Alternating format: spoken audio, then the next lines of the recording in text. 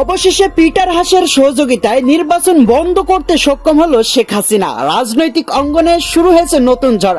আমেরিকার হুকুমে যখন তখন প্রবেশ করতে পারে এরকমই সুখবর দিল। দেশের সৃষ্টি হলো অস্থিরতা। দেখবেন আজকের প্রতিবেদনে। আবার নির্বাচন নাকি বাংলাদেশে বিএনপির জন্য কাল হয়ে দাঁড়ালো। বাংলাদেশে নিযুক্ত মার্কিন রাষ্ট্রদূত পিটার হাস বলেছেন, নির্বাচনকালীন তত্ত্বাবধায়ক সরকার প্রয়োজন কিনা সে বিষয়ে সিদ্ধান্ত নেবে দেশের রাজনৈতিক দল। ত্রয়োদশ জাতীয় সংসদ নির্বাচনকে একতরফা ও অগণতান্ত্রিক আখ্যা দিয়ে জাতিসংঘের সরাসরি হস্তক্ষেপ কামনা করেছেন সাবেক পররাষ্ট্রমন্ত্রী ও জাতিসংঘে বাংলাদেশের সাবেক স্থায়ী প্রতিনিধি ডক্টর এ.কে আব্দুল মোমেন। হঠাৎ করে প্রথমবারের মতো আন্তর্জাতিক গণমাধ্যমের মুখোমুখি ক্ষমতাচ্যুত সাবেক প্রধানমন্ত্রী ও মানবতা বিরোধী অপরাধে অভিযুক্ত শেখ হাসিনা। এটা নিশ্চিত, সেনাবাহিনীর সংখ্যা কমিয়ে ফেলার পর এই অনুপস্থিতিতে এসব সংঘর্ষ ভয়াবহ পরিমাণে বাড়বে। পিটার হাস ঢাকায় নিযুক্ত সাবেক মার্কিন রাষ্ট্রদূত ছিলেন আওয়ামী লীগের জন্য বড় হুমকি। ডক্টর মোহাম্মদ ইউনূস এখন 3 দিক থেকে ফেসে গিয়েছে, 3 দিক থেকে গোল গোল করে ফেসে গিয়েছে। সোজা যুক্তরাষ্ট্র থেকে শেখ হাসিনার জন্য এখন সরাসরি সমর্থন এসেছে। যে কোনো সময় বাংলাদেশের মোড় ঘুরে যেতে পারে। ভারত, মার্কিন যুক্তরাষ্ট্র যদি মনে করে বাংলাদেশের সেনাবাহিনীকে যদি সময় দেয়, যদি বলে যে 10 মিনিট সময় মোহাম্মদ ইউনূসকে সরিয়ে দিতে হবে। ডিসেম্বরে একটা আত্মসমর্পণের দিন দেখতে পাবেন, মানুষের প্রতিরোধ আন্দোলনে আত্মসমর্পণ দেখতে পারবেন। অবশেষে পিটার হাসের সহযোগিতায় নির্বাচন বন্ধ করতে সক্ষম হয়েছেন শেখ হাসিনা। দর্শক ঠিকই শুনেছেন, যখন তখন বাংলাদেশে প্রবেশ করতে পারে। নির্বাচন কেমন যেন বাংলাদেশে বিএনপির জন্য বিপদ হয়ে দাঁড়িয়েছে। আবার অন্যদিকে যখন তখন চাইলে সেনাবাহিনী কিন্তু ডক্টর ইউনূসকে পদ থেকে সরিয়ে দিতে পারে, এরকমই গুঞ্জন শোনা গেছে। প্রমাণ সহকারে চাঞ্চল্যকর কিছু তথ্য দেখবেন, আপনাদের সময় নষ্ট হবে না, কথা দিলাম। যারা নতুন আছেন চ্যানেলটি সাবস্ক্রাইব করে বেল আইকনটি অল করে দেন, তাহলে দেশের সকল খবরগুলো সবার আগে দেখতে পারবেন। দর্শক, আমরা প্রথমে দেখবো রাজনৈতিক বিশ্লেষকরা কি বলতেছে। অর্থাৎ নির্বাচন যে বন্ধ হয়ে গেল এবং সেনাবাহিনী যখন তখন সরাই দিতে পারে এবং নির্বাচন যে বাংলাদেশে বিএনপির জন্য কাল হয়ে দাঁড়ালো, এইটা প্রথমে দেখবো। তার পরবর্তীতে দেখবো পিটার হাসের সাথে কি আলাপ করেছেন শেখ হাসিনা, নির্বাচন কিভাবে বন্ধ হলো। ধারাবাহিকভাবে আমরা দেখতে থাকবো। তাই কথা না বাড়িয়ে চলুন লাইক দিয়ে একের পর এক ধারাবাহিকভাবে আজকের সকল আলোচিত খবরগুলো দেখতে থাকি। কাজে এটা নিশ্চিত, সেনাবাহিনীর সংখ্যা কমিয়ে ফেলার পর এই অনুপস্থিতিতে এসব সংঘর্ষ ভয়াবহ পরিমাণে বাড়বে। মনোনয়ন প্রাপ্ত ব্যক্তিরা প্রশ্ন করছেন যে দল বা সরকার নির্বাচনে অংশ নেওয়ার জন্য তারা যে নির্বাচনী জনসংযোগ পরিচালনা করবেন তাতে নিরাপত্তার কি ব্যবস্থা রাখছে এবং তাদেরকে এত আগে এতটা অনিরাপদ করে দেওয়া হলো কেন এরকম একটা সময়ে, যখন নির্বাচনের তফসিলটা আদৌ ঘোষিত হবে কিনা, নির্বাচনটাই আদৌ হবে কিনা তার কোনো ঠিক নাই। এবং অনেক ক্ষেত্রেই বিএনপি মনোনয়ন দিয়েছে এমন ব্যক্তিদেরকে যারা ঠিক সেই এলাকার নয়। নির্বাচন হচ্ছে কিনা নির্বাচনের আগে, মানে জাতীয় সংসদ নির্বাচনের আগে একটা গণভোটের প্রক্রিয়া পার হতে হবে কিনা, নির্বাচনের তফসিলটা কবে, তারেক রহমান কবে ফিরতে পারবেন, এই কোনো প্রশ্নের উত্তর না জেনে এই যে বিএনপি তার 237 জনের মনোনয়নের তালিকা প্রকাশ করে দিয়েছে, বিএনপির ভেতরেই এমনকি যারা প্রার্থিতা পেয়েছেন তাদের ভেতরে এই নিয়ে চরম এক রকমের উদ্বেগ, উৎকণ্ঠা এবং প্রশ্নের জন্ম হয়েছে যে ঠিক কোন কারণে নির্বাচনের এমন একটা স্পর্শকাতর নির্বাচনের 3-3.5 মাস আগে প্রার্থী তালিকা ঘোষণা করা হলো বিএনপির তরফে।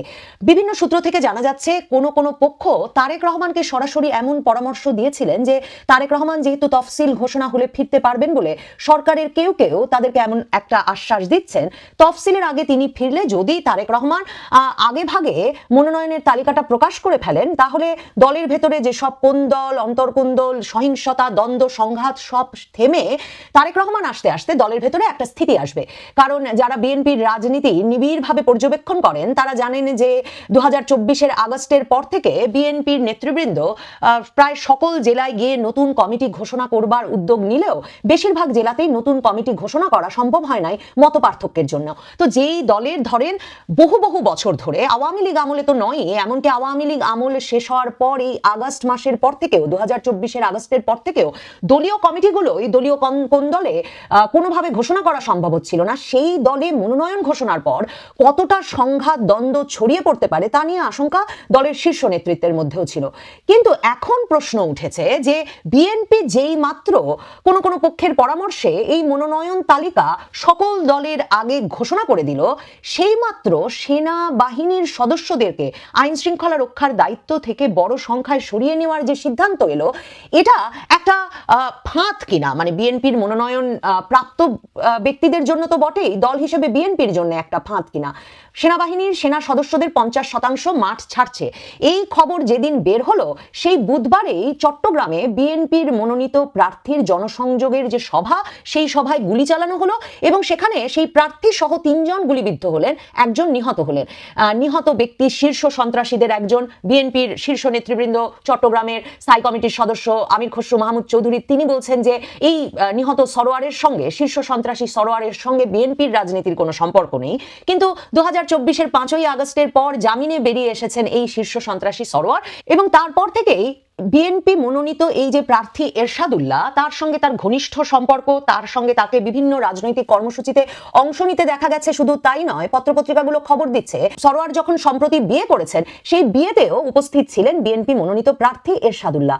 কিন্তু শুধুই কি গতকালকে সেনাবাহিনী সরে যাবে এটা শোনা মাত্র শুধু কি চট্টগ্রামে কালকে সংঘাতের ঘটনা ঘটেছে? ভয়াবহ সংঘাতের ঘটনা ঘটেছে মধ্যরাতে চট্টগ্রামের রাউজানে, এবং রাউজানে বিএনপির দুপক্ষের মধ্যে সংঘর্ষ এবং গোলাগুলির ঘটনায় অন্তত 5 জন নেতাকর্মী গুলিবিদ্ধ হয়েছেন। রাউজান 2024-এর 5ই আগস্ট শেখ হাসিনার পতনের পর থেকে বিএনপির 2 গ্রুপের মধ্যকার সংঘর্ষে বারবার রক্তাক্ত হয়েছে এবং সংঘর্ষ একটা নিয়মিত ঘটনায় পরিণত হয়েছে। অন্তত 17 জন ব্যক্তি 2024-এর 5ই আগস্টের পর থেকে শুধুমাত্র রাউজানে বিএনপির অন্তর্কোন্দলে নিহত হয়েছেন। কেউ গুলিবিদ্ধ হয়ে, কাউকে গণপিটুনি দিয়ে মারা হয়েছে, কাউকে দেশীয় অস্ত্রশস্ত্রের আঘাতে ছুরিকাঘাত করে খুন করা হয়েছে। এই সব খুন, অন্তর্কোন্দলের ঘটনা সকলে জানেন ঘটছে বিএনপির 2 নেতা গোলাম আকবরের অনুসারী, যিনি কিনা বিএনপির বিলুপ্ত কমিটির আহ্বায়ক, এবং আর ঘটছে বিএনপির গিয়াসউদ্দিন কাদের চৌধুরীর অনুসারীদের মধ্যে সালাউদ্দিন কাদের চৌধুরীর ভাই গিয়াসউদ্দিন কাদের চৌধুরীর পদটাও স্থগিত আছে বিএনপিতে। এহেন রাউজানে সালাউদ্দিন কাদের চৌধুরীর ছেলে হুম্মাম কাদের চৌধুরীকে এরই মধ্যে মনোনয়ন দিয়ে দিয়েছে বিএনপি, কিন্তু গিয়াসউদ্দিন কাদের চৌধুরীর আসনটাই কিন্তু মনোনয়ন বাকি। এরকম আরো অনেক স্পর্শকাতর আসনে, যেসব আসনে আধিপত্য বিস্তারকে কেন্দ্র করে নিয়মিত লাশ পড়ছে। তাহলে বিএনপি এই দ্বন্দ্ব সংঘাত ঠেকিয়ে সত্যি নির্বাচনের পথে হাঁটতে পারবে? বিএনপির মনোনীত প্রার্থীরা যাদের বিরুদ্ধে বিভিন্ন জায়গায় গত 2 দিন 3 দিন ধরে সড়কপথ, রেলপথ অবরোধ হচ্ছে, অস্ত্র শস্ত্রে সজ্জিত হয়ে সংঘর্ষের ঘটনা ঘটছে। আমি পত্রিকায় দেখছিলাম যে পুলিশ 2 ঘন্টা ধরে গোলাগুলি চললেও কোথাও উপস্থিত হয় না, পরে লাশ পড়ে গেলে লাশ নিতে আসে পুলিশ। আসলে পুলিশের এরকম একটা দ্বন্দ্ব সংঘাতময় পরিস্থিতিতে গিয়ে পরিস্থিতি নিয়ন্ত্রণে আনার উপায়টা কি? 2024-এর আগস্টের পর থেকে পুলিশকে কোনো পরিস্থিতিতে অস্ত্র ব্যবহারের অনুমোদন দেওয়া হচ্ছে না। মানে পুলিশের অস্ত্র জমা নিয়ে নেওয়া হয়েছে, পুলিশের কাছে আছে লাঠি, আর এই রাজনৈতিক দলের বিভিন্ন বিবদমান পক্ষ যখন সংঘর্ষে জড়াচ্ছে তাদের কাছে থাকছে অত্যাধুনিক অস্ত্র। কাজেই পুলিশের পক্ষে প্রাণ ভয়েই এসব সংঘর্ষ থামাতে যাওয়া একেবারেই অসম্ভব। তারপর 2 পক্ষের মধ্যে এমনকি যদি সাধারণ অস্ত্রশস্ত্রের সংঘর্ষও হয়, পুলিশ যে যাবে প্রাণ বাজি রেখে সেই সংঘর্ষ থামাতে, সেখানে যাওয়ার পর তারপর যে বিবদমান পক্ষগুলোর কোনো একটি পক্ষ রেগে মেগে চেতে পুলিশের গায়ে হাত তুলবে না, পুলিশকে গণপিটুনি দিয়ে মেরে ফেলবে না, বা থানা ঘেরাও করে ওই পুলিশকে এখনই চাকরিচ্যুত করতে হবে, মামলা দিতে হবে, এমন একটা মবের শিকার করবে না, পুলিশের কাছে এর কোনোটার কোনো গ্যারান্টি নেই। কাজেই এটা নিশ্চিত সেনাবাহিনীর সংখ্যা কমিয়ে ফেলার পর এই অনুপস্থিতিতে এসব সংঘর্ষ ভয়াবহ পরিমাণে বাড়বে। মনোনয়ন প্রাপ্ত ব্যক্তিরা প্রশ্ন করছেন যে দল বা সরকার নির্বাচনে অংশ নেওয়ার জন্য তারা যে নির্বাচনী জনসংযোগ পরিচালনা করবেন তাতে নিরাপত্তার কি ব্যবস্থা রাখছে, এবং তাদেরকে এত আগে এতটা অনিরাপদ করে দেওয়া হলো কেন এরকম একটা সময়ে, যখন নির্বাচনের তফসিলটা আদৌ ঘোষিত হবে কিনা, নির্বাচনটাই আদৌ হবে কিনা তার কোনো ঠিক নাই। এবং অনেক ক্ষেত্রেই বিএনপি মনোনয়ন দিয়েছে এমন ব্যক্তিদেরকে যারা ঠিক সেই এলাকার নয়। যেমন ধরুন, এমনকি বিএনপির তারকা প্রার্থী মায়ের ডাকের সানজিদা ইসলাম তুলি, তিনি ঢাকার যেই এলাকার বাসিন্দা সেই এলাকায় তাকে মনোনয়ন না দিয়ে, ঢাকা 12-তে তাকে মনোনয়ন না দিয়ে তাকে মনোনয়ন দেওয়া হয়েছে ঢাকা 14-তে, যেই আসনটা বিএনপির দীর্ঘ সময়ের বড় নেতা পরিবহন ব্যবসায়ী এস এ খালেকদের পরিবারের হচ্ছে সেই আসনটি। অথচ সেই মিরপুরের সেই আসনটি তাদেরকে না দিয়ে দেওয়া হয়েছে একজন নতুন প্রার্থীকে। এমন ঘটনা ঘটেছে ঢাকার বাইরেও বিভিন্ন জায়গায়। এমনকি ধরুন সিলেটে এমন ব্যক্তিকে লন্ডন প্রবাসী বলে লন্ডনে যোগাযোগের কারণে মনোনয়ন দিয়ে দেওয়া হয়েছে, যেই ব্যক্তি 19 বছরে একবারও বাংলাদেশেই আসেন নাই। কিন্তু বিএনপির নেতা কর্মী সমর্থকদের কাছে প্রত্যাশা করা হচ্ছে তার শীর্ষ নেতৃত্বের কাছে থেকে যে তারা এগুলো মেনে নেবেন এবং সমর্থন দেবেন। তবে বিএনপির নেতা কর্মী সমর্থকেরা আন্দোলন চালিয়ে যাচ্ছেন দেশের বিভিন্ন জায়গায়, কিছুতেই যাতে তাদের পছন্দ নয় এমন যে প্রার্থী এতদিন তাদের সঙ্গে ছিল না, সেই প্রার্থীর মনোনয়ন তুলে নেওয়া হয়। দলের ত্যাগী তৃণমূলের নেতাকর্মীদের সাথে ছিলেন এমন প্রার্থীদেরকে মনোনয়ন দেওয়া হয়। মির্জা ফখরুল ইসলাম আলমগীর তিনি ফেসবুকে আবেগ ঘন স্ট্যাটাস দিয়ে বলেছেন যে এটা একটা প্রাথমিক তালিকা মাত্র, এই তালিকাও আবার নাকি সংশোধিত হতে পারে। তো এটা শুনে বিএনপির মনোনয়ন প্রাপ্তদের প্রশ্ন হচ্ছে যে তারা জীবনের ঝুঁকি নিয়ে অর্থ সম্পদ বিনিয়োগ করে নির্বাচনের এখনো 3-3.5 মাস বাকি, আদৌ হবে কিনা সে সন্দেহ তো আছেই। মানে সে সন্দেহ তো মনোনয়ন তালিকা প্রকাশের আগের দিন তারেক রহমান নিজে প্রকাশ করেছেন। তিনি বলেছেন জনমনে গভীর উদ্বেগ যে নির্বাচনটা সত্যি ফেব্রুয়ারিতে হবে কিনা। তো এমন অবস্থায় তিনি দলের প্রার্থীদেরকে বিরাট খরচের মধ্যে, বিরাট নিরাপত্তা ঝুঁকির মধ্যে ফেলে দিলেন বটে 3-3.5 মাস আগে, কিন্তু এখন বলা হচ্ছে এই মনোনয়ন তালিকাও ফাইনাল নাও হতে পারে। তার কারণ আমার দেশ পত্রিকা হিসাব দিচ্ছে যে বিএনপির কাছে 300 আসনের 222টা আসনই নাকি মিত্ররা চাচ্ছে। এই মিত্রদের বা শরিকদেরকে কাছে টানতে বিএনপি অনেক আসন ফাঁকা রেখেছে, যেমন হেফাজতে ইসলামের মামুনুল হক, বাংলাদেশ খেলাফত মজলিসের নেতা, সে মামুনুল হক লালবাগ, বাগেরহাট, ঢাকা, এরকম ঢাকা মোহাম্মদপুর, এরকম 3-3টি আসনে থেকে বিএনপির মনোনয়ন চান। সে কথা আগেই বলে রেখেছেন যদি বিএনপি তাকে জোটে টানতে চায়। বিএনপি 3টা আসনই ফাঁকা রেখেছে, ঢাকার বেশিরভাগ আসনই বিএনপিকে ফাঁকা রাখতে হয়েছে এই মিত্রদের কথা ভেবে। এরই মধ্যে রেজা কিবরিয়া, আওয়ামী লীগের সাবেক অর্থমন্ত্রী শাহ এম.এস কিবরিয়ার ছেলে, যিনি প্রতিবারই নির্বাচনের আগে খুব উতলা হয়ে ওঠেন, এদল ওদল করেন এবং একরকমের সংসদ সদস্য হতে চান, রাজনৈতিকভাবে গুরুত্বপূর্ণ থাকতে চান, সেই রেজা কিবরিয়াকে দলে নিয়ে নিয়েছে বিএনপি এবং তিনি হবিগঞ্জ 1 আসন থেকে নির্বাচন করবেন। বিএনপির নেতা কর্মীরা সেটা মানতে তো একেবারেই রাজি নন। তাহলে হবিগঞ্জ 1 আসনটিতেও তো সংঘাত সংঘর্ষকে অনিবার্য করে তোলা হলো এই মনোনয়নের মাধ্যমে। তারপর মীর মুগ্ধর ভাই মীর স্নিগ্ধ যোগ দিয়েছেন বিএনপিতে, তিনিও ঢাকার আসন থেকে লড়বেন।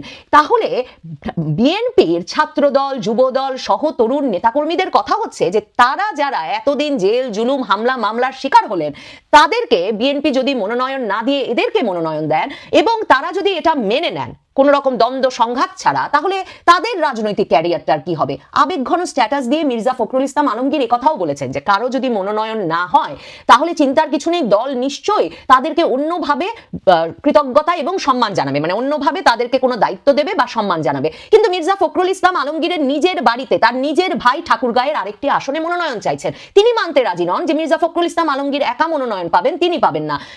আমির খসরু মাহমুদ চৌধুরীর ছেলে মনোনয়ন চাইছেন চট্টগ্রামের আরেকটি আসনে। মির্জা আব্বাসের স্ত্রী, যিনি দীর্ঘ সময় ধরে রাজপথে আন্দোলনে থেকেছেন, ইকবাল মাহমুদ টুকুর স্ত্রী, কিংবা কক্সেস বাজারে সালাউদ্দিন আহমেদ, স্থায়ী কমিটির সদস্য সালাউদ্দিন আহমেদের স্ত্রী, যিনি দলকে সংগঠিত রেখেছেন, তার স্বামী যখন শিলং ছিলেন তখন, তারা প্রত্যেকে মনোনয়ন প্রত্যাশী। আবার দলের মধ্যে আরেক দল সেই মনোনয়ন ঠেকাতে মরিয়া, কারণ তাদের কথা হচ্ছে একই পরিবারের এত ব্যক্তিকে যদি মনোনয়ন দেওয়া হয় তাহলে অন্য ব্যক্তি এবং পরিবারেরা বঞ্চিত হয়। এই অবস্থায় দ্বন্দ্ব সংঘাতের মুখে এবং সেনাবাহিনী যখন রাজপথে থাকছে না, তখন দ্বন্দ্ব সংঘাত, মৃত্যু, রক্তপাত যে পর্যায়ে যাবে বিএনপিতে, সেখানে এখন সন্দেহ করা হচ্ছে যে এটা একটা ফাঁদ কিনা, যে বিএনপির ভেতরে এত দ্বন্দ্ব সংঘাত রক্তপাতের ঘটনাকে তারপর সামনে তুলে এনে নির্বাচন পিছিয়ে দেওয়ার একটা রব তোলা হবে কিনা, বলা হবে কিনা যে আইন শৃঙ্খলা পরিস্থিতির এই অবস্থায় কিংবা দেশের একটি বৃহৎ দলের ভেতরকার দ্বন্দ্ব সংঘাতের এমন রক্তপাতময় অবস্থার মুখে আসলে নির্বাচনটি করার কোনো পরিস্থিতি থাকছে না, নির্বাচনটি আরেকটু পিছিয়ে দিতে হবে। এই আশঙ্কাটা এখন ভীষণভাবে চেপে বসেছে বিএনপির মনোনয়ন প্রাপ্তদের মধ্যে, যে তারা নিরাপত্তার ঝুঁকি নিচ্ছেন, তারাই সামনে গিয়ে এখন দাঁড়াতে বাধ্য হচ্ছেন, তারাই কিনা টাকা পয়সা সম্পদ খরচ করে সংসদ সদস্য পদে জয়লাভের জন্য উদ্যোগী হতে বাধ্য হচ্ছেন। কিন্তু পুরো সিস্টেমটা যে গড়ে উঠেছে বিএনপির, আর যারা যারা বিভিন্ন জায়গায় ক্ষমতার কেন্দ্রে বসে গেছে 2024-এর আগস্টের পর থেকে, তারা কেনই বা এই মনোনয়ন প্রাপ্তদের মেনে নিয়ে তাদের সমর্থনে মাঠ ছেড়ে দেবেন? এই প্রশ্নটা খুব গুরুত্বপূর্ণ হয়ে উঠেছে। মাঠ দখলের লড়াইয়ে বিএনপির ভেতরে যে দ্বন্দ্ব সংঘাত চলবে, তাই শেষ পর্যন্ত নির্বাচনটিকে ভেস্তে দেয় কিনা, এবং সেই অজুহাতে নির্বাচনী তফসিল, নির্বাচন ভেস্তে গিয়ে শেষ পর্যন্ত তারেক রহমানের আর কখনো ফেরা হয় না কিনা, সেই প্রশ্নগুলো উঠছে। প্রশ্ন উঠছে বিএনপির এই মনোনয়ন তালিকা তাড়াতাড়ি প্রকাশ করে দেওয়া শেষ পর্যন্ত একটা মরণ ফাঁদ হয়ে উঠল কিনা বিএনপির মনোনয়ন প্রাপ্তদের জন্য তো বটেই, দল হিসেবে বিএনপির জন্যও। ফেসবুকে প্রচারিত একটা ভিডিও নিয়ে গতকাল অনেকেই কথা বলেছেন, অনেকে শেয়ার করেছেন। আমার মনে হয় এই ব্যাপারটা খুব সিরিয়াসলি নেওয়া দরকার, তাই কিছু কথা বলছি। এটা আসলে এটা এআই দিয়ে বানানো ভিডিও এবং খুব কাঁচা ধরনের ভিডিও। আমি এই ভিডিওটা যখন রেকর্ড করছি তখন একদিনের বেশি মানে 24 ঘন্টার কিছু বেশি সময় গেছে, 4.5 মিলিয়ন ভিউ হয়েছে, সেটায় 108K লাইক হয়েছে, 4.2K কমেন্টস হয়েছে, 56,000 মানুষ এটাকে শেয়ার করেছেন। খুবই কাছাকাছি, আমি আবার বলছি। আমি কৌতূহল নিয়ে মন্তব্য পড়তে গেলাম। আমার উদ্দেশ্য ছিল এটা দেখা যে মানুষ কি ধরতে পারছে বা কতজন এটাকে ইগনোর করছেন, বাজে বলছেন, এটা ফেক বলছেন, এটা এআই বলছেন। মজার ব্যাপার হচ্ছে খুব অল্প মানুষের কথা বলছে, মেজরিটি মানুষ আসলে এটা নিয়ে বিএনপির মুন্ডুপাত করছে। আমরা সামনের নির্বাচনে কি ধরনের সংকট ফেস করতে যাচ্ছি আমি আসলে নিশ্চিত নই। এই সরকার বা নির্বাচন কমিশন কতটা প্রস্তুত আছে তার জন্য। এই যে চ্যানেলটা আছে বা ফেসবুক পেজটা আছে, এখানেই বিএনপির মনোনয়ন পায়নি বলে ছাদ থেকে লাফিয়ে পড়েছেন একজন নারী, সেরকম কথা বলা ভিডিওর ভিউ হয়ে গেছে 1.5 মিলিয়নের মতো কয়েক ঘন্টার মধ্যে। চিটাগাংয়ে যে হত্যাকাণ্ড হয়েছে, হত্যাকাণ্ড তো হয়নি, হত্যাকাণ্ড একজনকে হয়েছে, কিন্তু এমপি আহত হয়েছেন, সেটাকে বলা হচ্ছে মনোনয়ন না পেয়ে এই ঘটনা ঘটিয়েছে। এটা 2 মিলিয়নের মতো ভিউ হয়ে গেছে এই 15-20 ঘন্টায়।